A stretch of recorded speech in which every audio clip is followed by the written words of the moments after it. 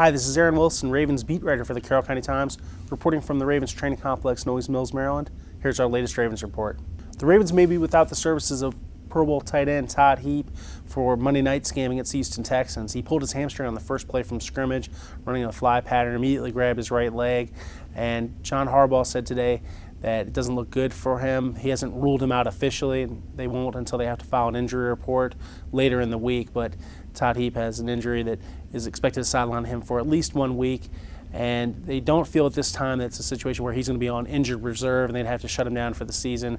They'll know in the next 3 to 4 days how the hamstring reacts to treatment and just whether it's going to be a long-term injury or if this is just a 1 week thing. So at this time we don't know how long Todd Heap will be sidelined, but you can expect to see Ed Dickson and Dennis Pitta playing tight end for the Ravens on Monday night against the Houston Texans. Inside linebacker Jameel McClain will be fined by the NFL, according to a league spokesman.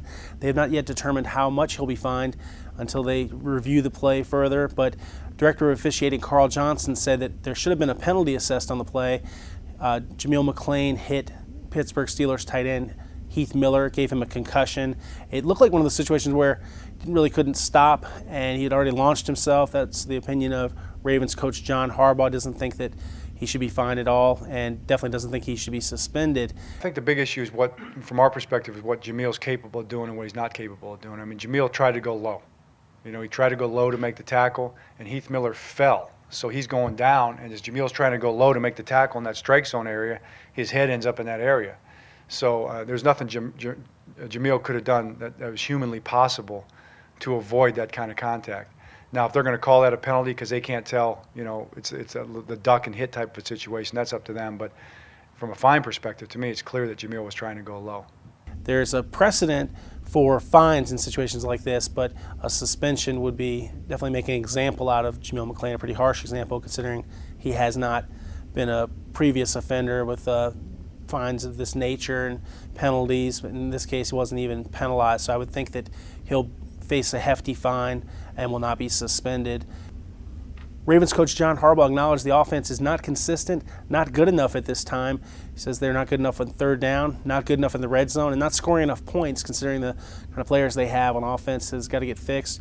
And while he did mention Cam Cameron's name, obviously Cam Cameron, the offensive coordinator, runs the offense, and he's been the subject of a lot of criticism privately from players and also very publicly from fans and media. So Cam Cameron under the gun and starting to wonder if this is going to be Cam Cameron's last season in Baltimore if things continue in this way. Just the offense not living up to expectations considering they have a Pro Bowl guy at every skill position with the exception of Joe Flacco, who has not been to a Pro Bowl yet. But you look at all of the personnel they have and they're just not effective enough, not scoring enough points, and they seem to really hit a lull in the second half whenever they build a lead. Just aren't aggressive enough, aren't finishing teams off, and aren't very imaginative in the red zone. So it's something where things have to change or the Ravens could find themselves on the outside looking in the NFL playoff picture. Reporting for the Carroll County Times in Owings Mills, Maryland, I'm Aaron Wilson, Ravens beat writer, signing off with our latest Ravens report.